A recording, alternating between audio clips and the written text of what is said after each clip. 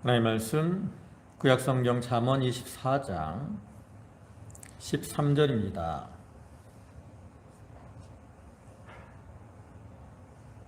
잠언 24장 13절 구약성경 페이지로는 938쪽.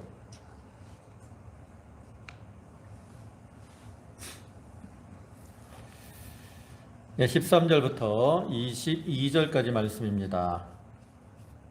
한 절씩 교독하도록 하겠습니다. 내 아들아 꿀을 먹으라 이것이 좋으니라. 송이꿀을 먹으라 이것이 내 입에 다니라.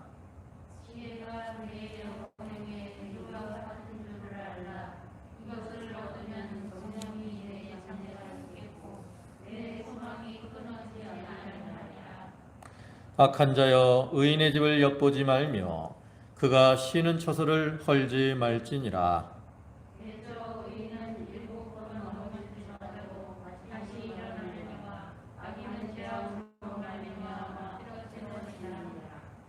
내 원수가 넘어질 때에 즐거워하지 말며 그가 엎드러질 때에 마음에 기뻐하지 말라.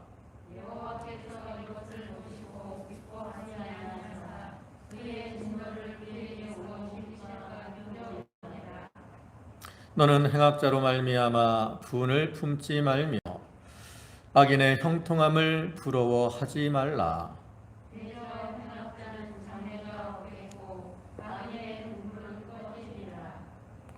내 아들아 여호와와 왕을 경외하고 반역자와 더불어 사귀지 말라. 대저 그들의 재앙은 속히 임하리니 그 둘의 멸망을 누가 알랴. 아멘.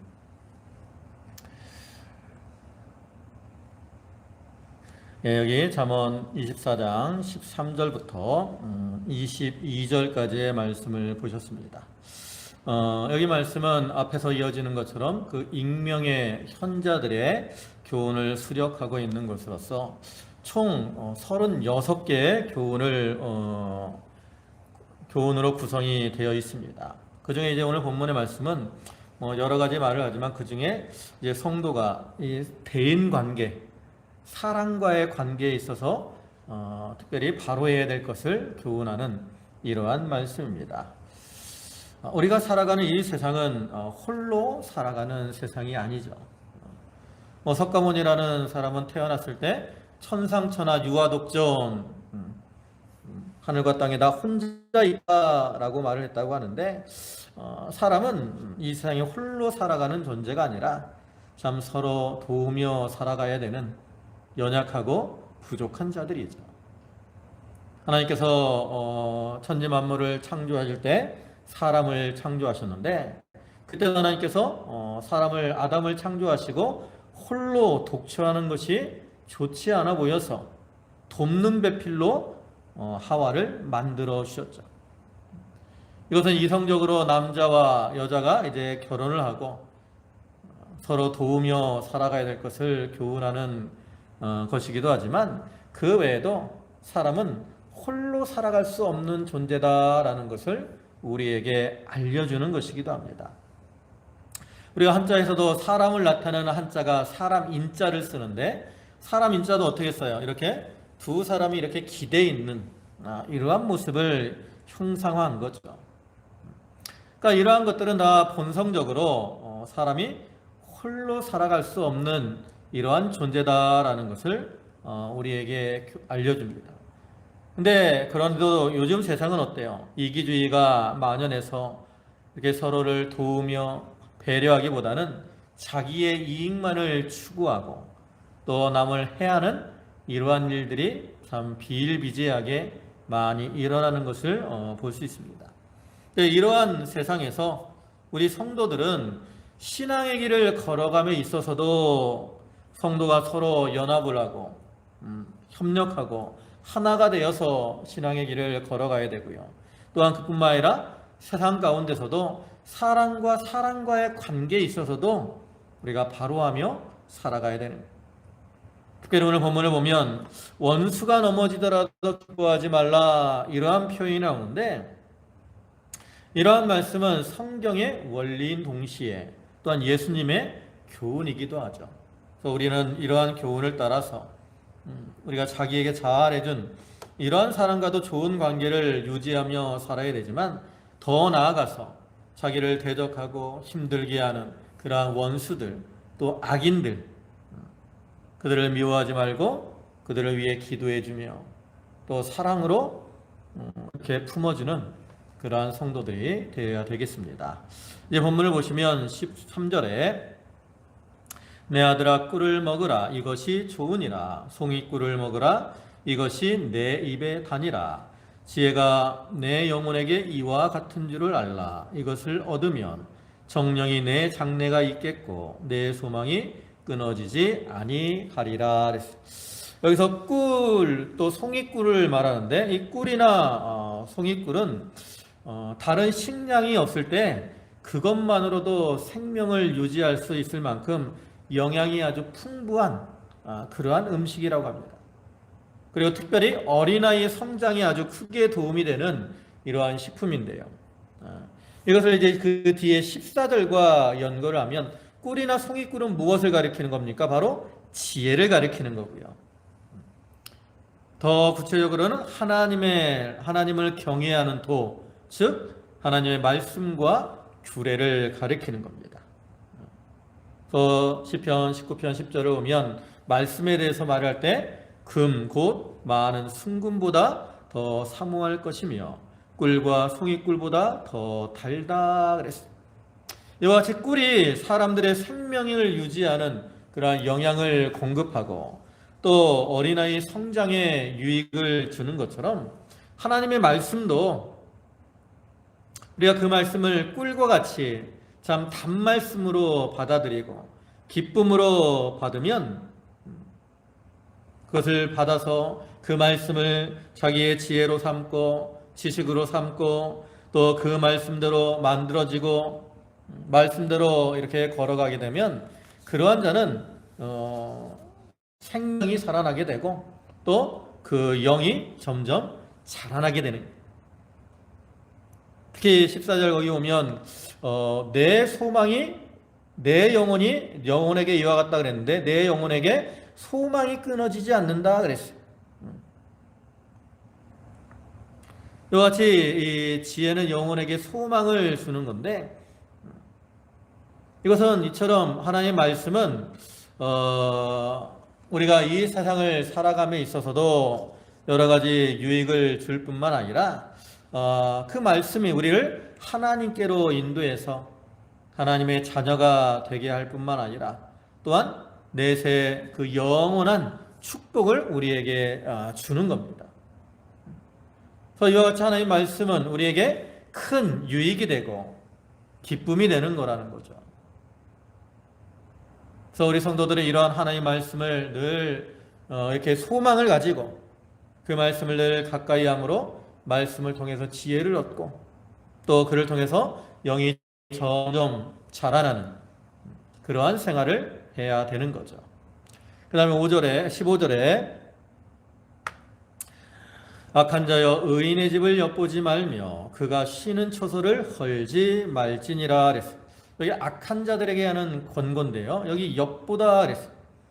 엿보다라는 말은 잠복하다 또는 숨어 기다리다라는 뜻으로서 이렇게 당당하게 보지 못하고 몰래 숨어서 은밀한 동태를 살피는 이러한 행위를 가리키는 거죠.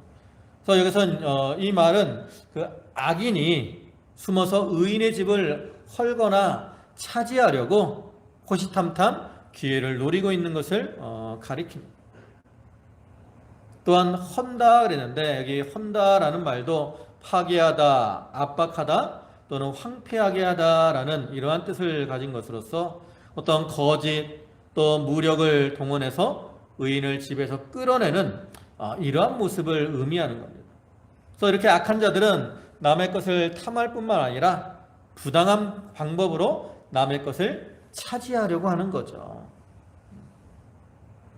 여러분, 집을 짓는 게 쉽겠습니까? 집을 허는 게 쉽겠습니까? 우리가 집을 짓는 것은 참 쉬운 일이 아니에요.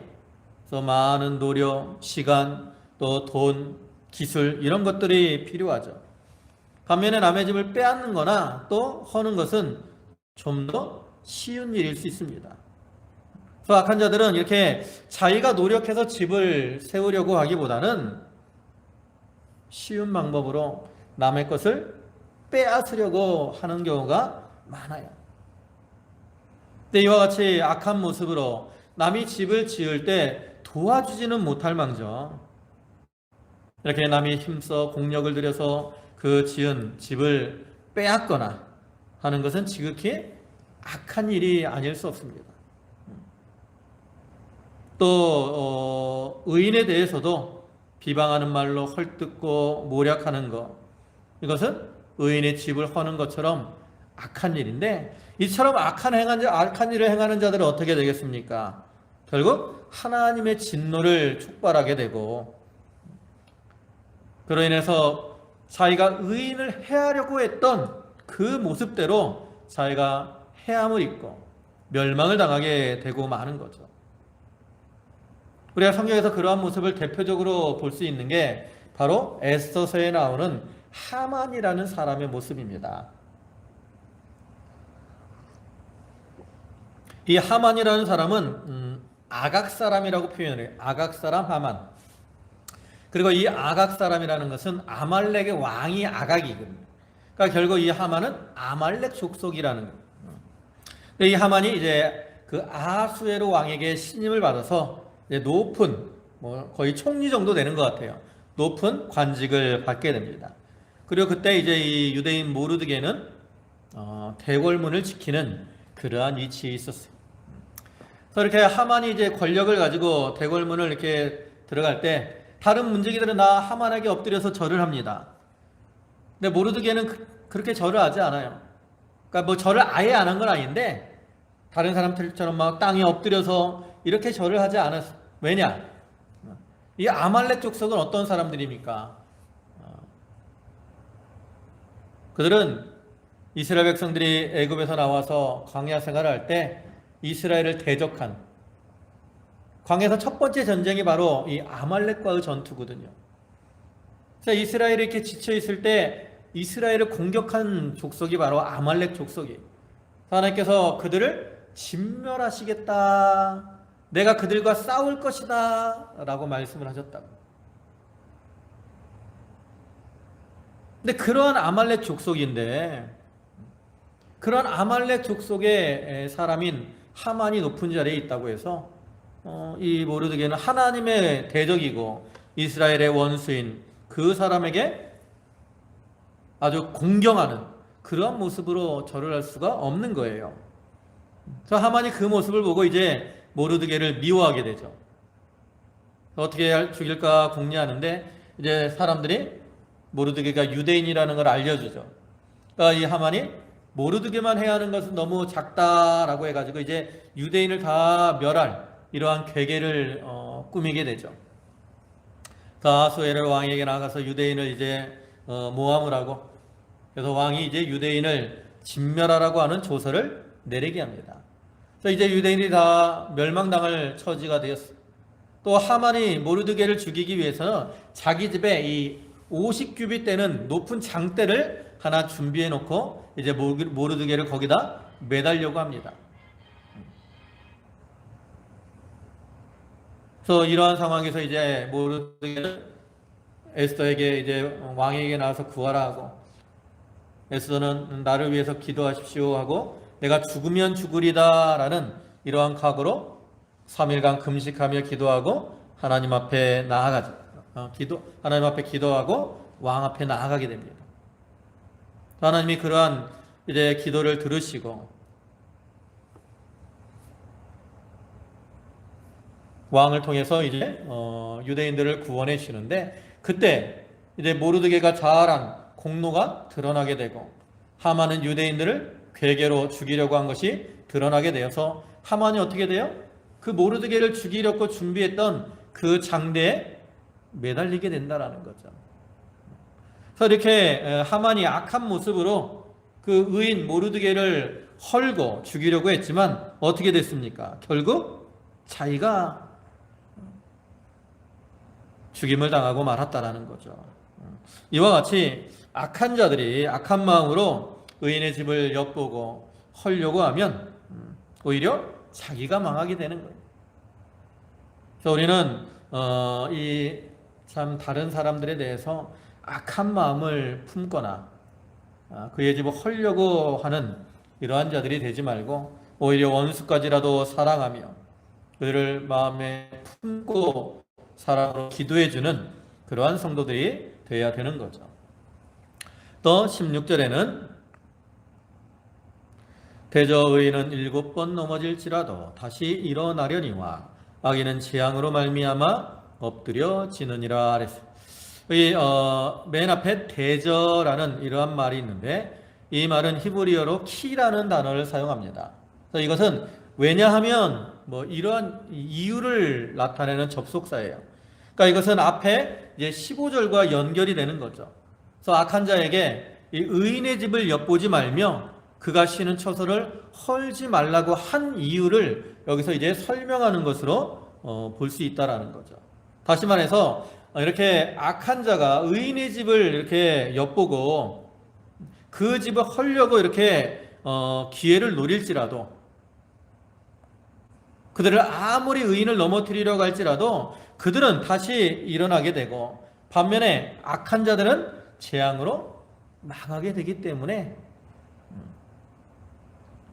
그 의인을 대적하지 말라고 말을 하는 겁니다. 그리고 여기서 7이라는 숫자가 나오는데 7이라는 숫자는 성경에서 만수를 가리키죠. 하나님의 만수. 7번 넘어졌다라는 것은 어떤 의미에서 완전한 멸망을 의미하는 거예요.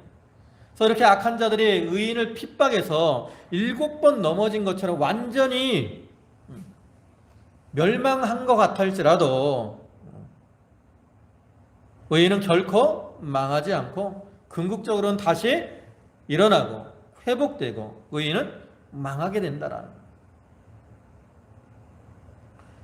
보통 이 악한 자들은 한 번 넘어지면 일어나지 못하지만 의인은 7번 넘어질지라도 다시 일어날 수가 있습니다. 왜 그러느냐? 그 이유는 의인은 하나님께서 그들을 붙들어 주시기 때문이죠. 우리가 말씀을 붙들고 믿음을 지키고 말씀대로 걸어가는 자는 하나님께서 그러한 자들을 보호하시고 권고하시고 붙들어 주시고 인도해 주십니다. 또 그뿐만 아니라 사람들도 이렇게 의를 행하는 자들은 어떻게 해요? 옆에서 도와주려고 한다고. 또 이렇게 의인은 이렇게 넘어질지라도 자기 양심에 거리낌이 없어요. 그렇기 때문에 자기가 힘을 내서 일어날 수가 있다라는 거죠. 반면에 악인은 어떠냐? 악인은 이렇게 넘어지면 일단 1차적으로 자기 양심에 갇히게 됩니다. 또 사람들도 그를 도와주지 않아요. 그리고 하나님이 심판하시기 때문에 악인들은 일어날 수가 없다라는 거죠. 그래서 시편 1편 3절부터 말씀을 보면 이렇게 말씀을 합니다. 그는 시냇가의 신문나무가 철을 따라 열매를 맺으며 그 잎사귀가 마르지 아니함 같으니 그가 하는 모든 일이 다 형통하리로다. 악인들은 그렇지 아니하며 오직 바람에 나는 겨와 같도다. 그러므로 악인들은 심판을 견디지 못하며 죄인들이 의인의 모임에 들지 못하리로다. 이와 같이 의인들은 하나님이 도와주셔서 참 잎사귀가 마르지 않으며 열매를 맺히는 것처럼 형통하지만 악인들은 망하는 거예요. 그래서 우리는 자기 앞에 여러 가지 어려움들이 닥쳐올지라도 이렇게 하나님이 도와주심을 믿고 낙심하지 말고 담대하게 하나님을 의지하고 나아가는 그러한 자들이 되도록 해야 되겠습니다. 그 다음에 또 17절에 내 원수가 넘어질 때 즐거워하지 말며 그가 엎드러질 때 마음에 기뻐하지 말라. 여호와께서 이것을 보시고 기뻐하지 아니하사 그의 진노를 그에게서 옮기실까 두려우니라. 여기 보면 이 하나님을 경외하는 자는 우리가 하나님 앞에서 이렇게 내 자신이 바로할 뿐만 아니라 또 악인들은 타인의 형통함을 어떻게 해요? 시기하지만 그러한 자와 같이 생활하지 말고 다른 사람들에게도 인자와 또 사랑을 베푸는 이러한 자들이 되어야 된다는 것을 교훈하는 거죠. 그래서 참으로 지혜로운 자는 자기만 이렇게 형통한 길을 걸어가는 자들이 아니라 다른 사람들도 이렇게 형통한 길로 인도하는 자, 이러한 자들이 참으로 지혜로운 자죠. 그래서 우리는 지혜를 가지고 이와 같이 비록 자기를 괴롭히는 그러한 원수일지라도 그가 공경에 처했을 때 또 망하게 됐을 때 그것을 기뻐하며 즐거워하지 말고 불쌍히 여기고 안쓰럽게 여기라는 거예요. 구약 성경에서도 그거를 말하죠. 출애굽기 23장 4절 말씀을 보면 내가 만일 내 원수의 길 잃은 소나 나귀를 보거든 반드시 그 사람에게로 돌릴지며 내가 만일 너를 미워하는 자의 나귀가 짐을 싣고 엎드려짐을 보거든 그것을 버려두지 말고 그를 도와 그 짐을 부릴지니라 그랬어요. 이렇게 원수가 참 소와 나귀를 잃어먹었을 때 그 소와 나귀를 보면 잘됐다, 쌤통이다 이렇게 하지 말라는 거예요. 그 소와 나귀를 끌어서 그 사람에게 돌려주라는 거죠. 또 그 사람이 이렇게 나귀의 짐을 싣고 가다가 짐이 너무 무거워서 뭐 이 수레 바퀴가 빠지거나 아니면 나귀가 기운이 없어서 이렇게 쓰러졌을 때 그거 보고 기뻐하고 잘됐다, 쌤통이다 이렇게 하지 말고 그 사람을 도와서 그 짐을 이렇게 부리어 갈 수 있도록 하라는 거예요. 또 예수님께서도 마태복음 5장 44절에서 뭐라고 하십니까? 나는 너희에게 이르노니 너희 원수를 사랑하며 너희를 박해하는 자를 위하여 기도하라 그랬어요. 예수님께서도 이와 같이 원수를 무엇하라 그래요? 사랑하라 그래요. 그래서 그들을 위해서 기도해 주라 이렇게 말씀하잖아요.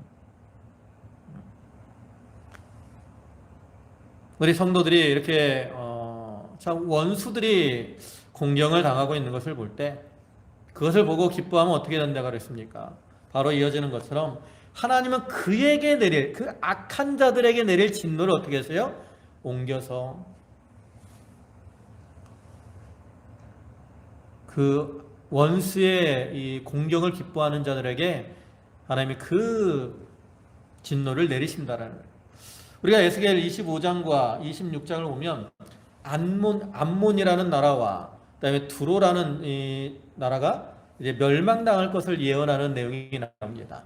근데 그들이 왜 멸망을 당하느냐? 여러 가지 죄가 있는데 그 중에 한 가지가 대표적인 게 뭐냐면 이스라엘이 공경을 당했을 때 그 암몬 족속과 두로 사람들이 그걸 기뻐했다고요. 잘 됐다. 그로 인해서 하나님이 그들을 징계하시겠다라고 말씀을 하는 거예요. 아무리 악한 자일지라도 성도가 그 사람이 잘못되는 거, 공경에 처한 것을 보고 기뻐하고 박수를 치면 하나님 그 모습이 하나님 보시기에 어떻다라는 거예요? 좋지 않다라는 거. 하나님은 그러한 모습을 기뻐하지 않아요. 하나님은 그 성품 자체가 사랑의 하나님이시기 때문에 우리 성도들도 그러한 사랑으로 행하기를 원하신다라는 거예요. 여러분, 우리가 하나님 앞에 사랑받을 것이 있어서 하나님이 우리를 사랑해 주신 겁니까? 아니잖아요. 로마서 5장 8절에 있는 것처럼 우리가 아직 죄인 되었을 때 우리가 죄인이었지만 하나님께서는 하나님의 아들 독생자 예수 그리스도를 우리를 위해서 십자가에 죽게 하심으로 우리에게 대한 하나님의 사랑을 확증해 주셨습니다. 그래서 우리가 이러한 하나님의 사랑을 입은 자들로서 우리들도 어떻게 해야 돼요? 비록 원수일지라도 그들이 넘어지고 엎드려질지라도 공경에 빠져 있을 때 그것을 기뻐하지 말고 그들을 불쌍히 여기고 도와주라는 거예요. 긍휼을 베풀어야 된다라는 거죠. 그것이 하나님의 백성으로서 하나님이 원하시는 이러한 모습이에요. 예수님 당시에 바리새인들은 어땠습니까? 그들은 자기들의 의를 내세우면서 그 어떤 다른 사람들, 세리, 뭐 이러한 사람들을 뭐라 그랬어요? 그들의 죄를 정죄하고 나는 저 세리와 같지 않음을 감사합니다.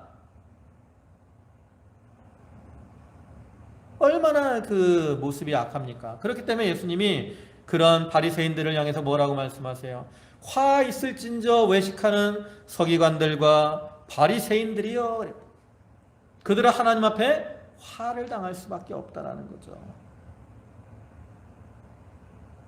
오늘날에도 마찬가지예요. 우리가 믿는 성도라고 하면서 뭐 교회 안에서 다른 성도가 잘못되는 걸 기뻐하고 또 세상에 나가서 자기가 미워하는 사람이라 그래서 그 사람이 잘못되는 거 기뻐하는 거, 그거 하나님 앞에 진노를 쌓는 그러한 일입니다. 다른 사람들이 우리에게 악을 행하는 것도 스스로의 머리에 숯불을 쌓는 것과 같은데, 우리들도 다른 그 사람이 비록 나의 원수일지라도 우리가 그 사람들에게 이렇게 악한 마음으로 행하는 것은 다 자기 머리 위에 숯불을 쌓는 것과 같은 하나님의 진노를 쌓는 행위가 된다라는 거죠. 그래서 우리는 비록 나를 대적하고 괴롭게 하는 그러한 원수일지라도 그들이 공경에 처하고 어려움을 만났을 때 그것을 기뻐하기보다는 나도 저 사람과 같이 어떠한 잘못된 이러한 모습으로 행하고 있는 것은 아닌가, 자기를 돌아보고 회개하고 돌이키며 바로 행하고 또 그 사람들을 불쌍히 여기고 그들을 위해서 기도해 줄 수 있는 그러한 자들이 되어야 되는 겁니다. 그 다음에 19절에 너는 행악자들로 말미암아 분을 품지 말며 악인의 형통함을 부러워하지 말라. 대저 행악자는 장래가 없겠고 악인의 등불은 꺼지리라. 이거는 이제 앞에 말한 구절과 이제 반대되는 이러한 의미로서 악인들이 자기를 대적할 때 그에 대해서 분을 품지 말고 또 그들이 잘 되고 형통하더라도 그들을 부러워하지 말아라, 이렇게 교훈하는 겁니다. 여기 행악자들로 말미암아 분을 품지 말라 그랬어요. 여기 분을 품다라는 말은 히브리어로 하라라는 단어를 사용하는데 이 말은 화를 일으키다라는 이러한 의미도 있어요. 근데 또 다른 의미는 어떤 의미가 있냐면 열망이 타오르다라는 그러한 뜻도 있습니다. 그러니까 이 말은 악인이 형통하고 형통함으로 이렇게 악을 행하는데 이 사람이 형통해. 그러니까 이게 하나님의 공의가 나타나지 않았다라는 거죠. 그거에 대해서 의로운 분노를 품었다라는 그거보다 이건 어떤 의미를 가지고 있냐면 악인의 형통함 자체를 부러워하고 있는 거예요. 그래서 나도 그와 같이 됐으면 이런 마음을 갖게 되는 걸 말하는 거예요. 그래서 그렇게 하지 말라는 거예요. 그래서 세상 많은 사람들은 이렇게 악인이 잘 되고 권세를 얻으면 그 어떤 내면적인 것은 바라보지 않고 겉으로 나타난 그 모습만을 바라보고 부러워하고 자기도 그와 같이 되고자 하는 이러한 열망을 가지고 살아가는 경우가 많이 있습니다. 근데 이처럼 악인의 형통을 부러워하는 자는 관심이 어디에 있는 거예요? 이 재물, 또 세속적인 권세에 있는 것이죠.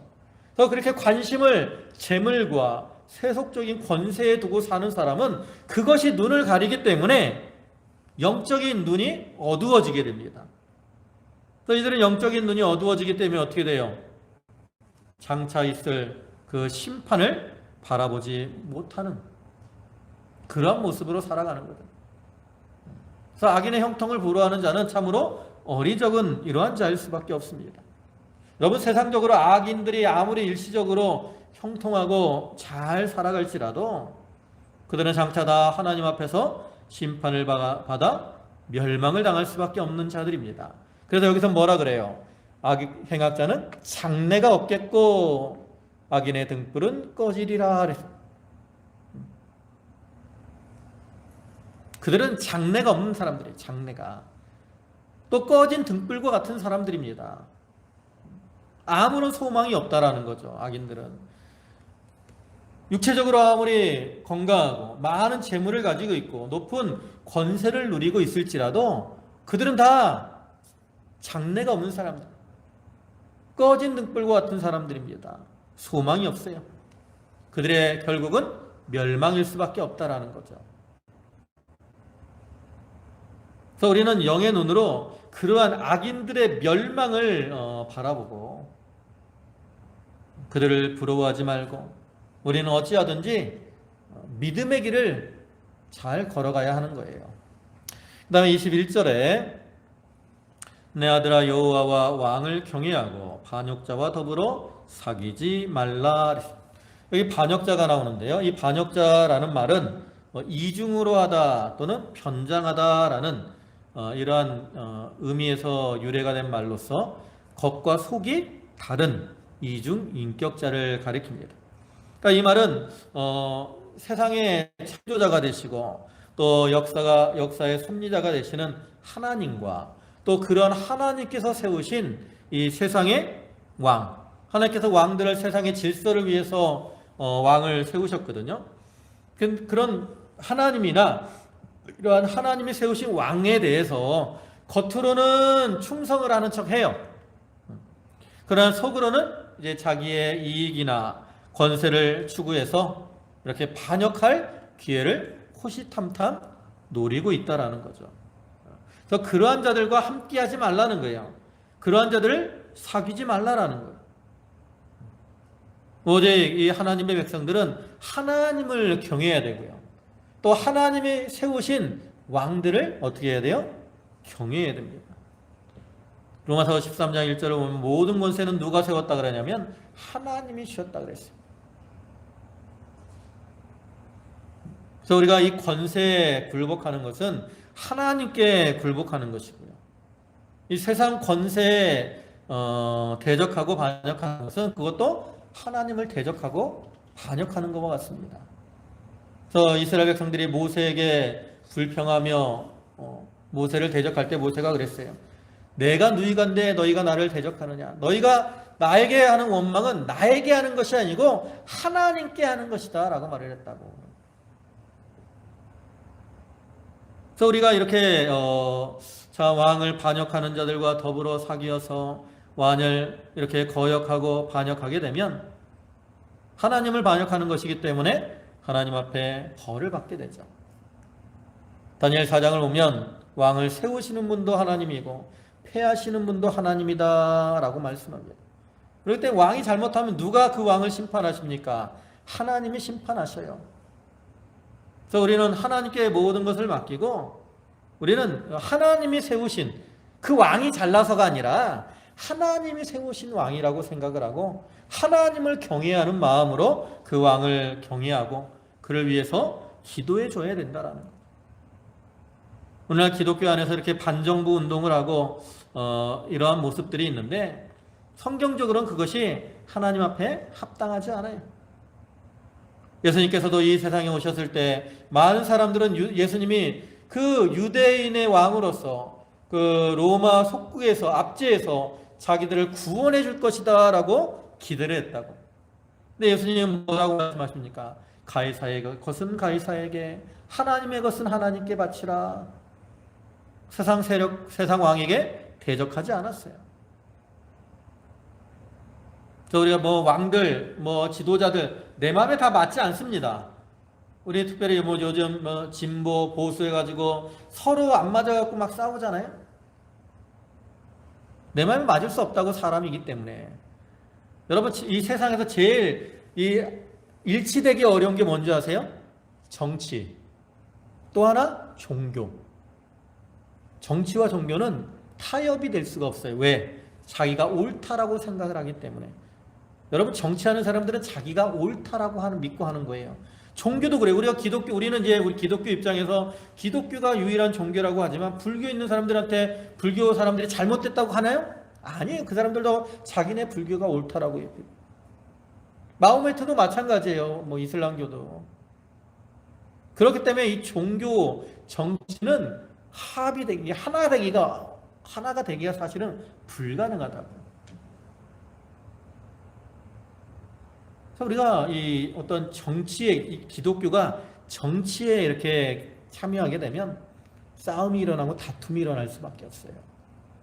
그래서 우리는 성경 원리를 따라 지도자들도 왕도 하나님이 세우시는 줄 알고 그 왕을 위해서 기도해주고, 비록 부족할지라도 하나님이 쓰시려고 세운 줄 알고 위해서 기도를 해주는 게 중요하죠. 그 다음에 마지막으로 22절에 대저 그들의 재앙은 속히 임하리니 그 둘의 멸망을 누가 알랴. 이 구절은 앞에 이제 말한 교훈과 연관이 되는 거예요. 그래서 악인의 형통을 부러워하지 말고 반역자들과 함께하지 말아야 될 이유를 구체적으로 말하는 거죠. 그래서 여기 그 둘의 멸망이라고 했잖아요. 여기 그 둘, 하나가 아니라 둘이에요. 둘이 누구예요? 그 앞에 행악자를 부러워하는 자들과 말을 하면 행악자와 그것을 부러워하는, 행악자의 형통과 그것을 부러워하는 자, 그 다음에 반역자, 이제 21절과 연관을 하면 반역자와 그와 함께하는 자. 그러니까 이렇게 행악자가 형통할 때 그것을 부러우면 행악자도 어떻게 돼요? 멸망을 하게 되고, 그것을 부러워하는 자도 멸망을 하게 돼요. 반역하는 자도 마찬가지, 반역자도 멸망을 당하게 되고 그거와 함께하는 자도 멸망을 당하게 된다라는 거죠.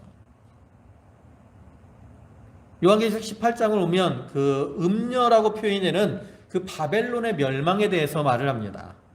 근데 이 큰 성 바벨론이 멸망을 당할 때 그때 함께 멸망당하는 사람들이 있어요. 누구냐면 그와 함께 음행을 행했던 왕들, 그 다음에 또 함께 사치했던 상인들, 그들도 바벨론이 멸망을 당할 때 함께 멸망당하기 때문에 이제 고통 중에 애통하며 부르짖는다, 이렇게 말씀을 하죠. 이와 같이 악을 행하는 자와 함께하게 되면 그가 망할 때 함께 멸망을 당할 수밖에 없다라는 거예요. 그래서 우리는 이러한 악한 자들의 멸망을 깨닫고 그러한 자들을 멀리하고 하나님만을 가까이 하는 이러한 성도들이 되어야 된다라는 거죠. 그래서 여기서 이제 여러 가지로 악한 자의 어떠한 모습, 또 의인은 하나님이 이렇게 권고하시고 붙들어 주셔서 일어나지만 악인은 멸망당한다라는 거. 그러나 우리가 아무리 악하고 원수일지라도 그들이 이렇게 어려움을 당할 때, 넘어졌을 때, 쓰러질 때 기뻐하지 말고 그들을 긍휼을 베풀어야 된다는 거. 왕에 대한 우리의 자세, 이러한 여러 가지 면에서 교훈을 하고 있습니다. 우리가 기독교는 하나님과의 관계도 중요하지만 또 수평적인 사람과의 관계도 중요한 그러한 종교입니다. 우리가 하나님과 바로하는 가운데 사람과에 있어서도 바로함으로 그 가운데서 이렇게 하나님의 성도로서 빛을 나타내고 또 소금으로서 자기 역할을 잘 감당해 나가는 그러한 성도들이 되도록 해야 되겠습니다. 기도하시겠습니다. 만유의 주가 되시고 자비와 사랑과 긍휼이 풍성하신 주님, 은혜를 감사합니다. 오늘 말씀을 통해서 아버지 하나님, 저희가 악행하는 자들을 이렇게 부러워하지 말라 하셨고 악인의 형통을 부러워하지 말라 했습니다. 아버지 하나님, 또한 이렇게 의인은 7번 넘어질지라도 하나님이 반드시 일으켜 주신다고 하셨사오니 넘어지더라도 실족하거나 낙심하지 않게 하시고, 또 악인들이 이렇게 넘어지거나 엎드려질지라도 그것을 기뻐하지 말고 불쌍히 여기며, 특별히 하나님이 세우신 그 왕을 경외하며 또 그를 위해 기도해주는 저희 모두가 되게 하여 주시옵소서. 하나님과의 관계에 있어서 화평을 이루고 또 사랑 관계에 있어서도 화평을 이루므로 저희가 이 세상에서 빛과 소금의 역할을 잘 감당해 나아가는 저희 모든 성도들 되게 하여 주시옵소서. 아버지 하나님, 이제 또 설 명절이 다가옵니다. 아버지 하나님, 저희 성도들 기도함으로 잘 준비해서 가족들과 또 즐거운 명절을 보낼 수 있도록 주께서 모든 은혜를 더하여 주시옵소서. 감사하오며 예수님의 이름으로 기도 올리옵나이다. 아멘.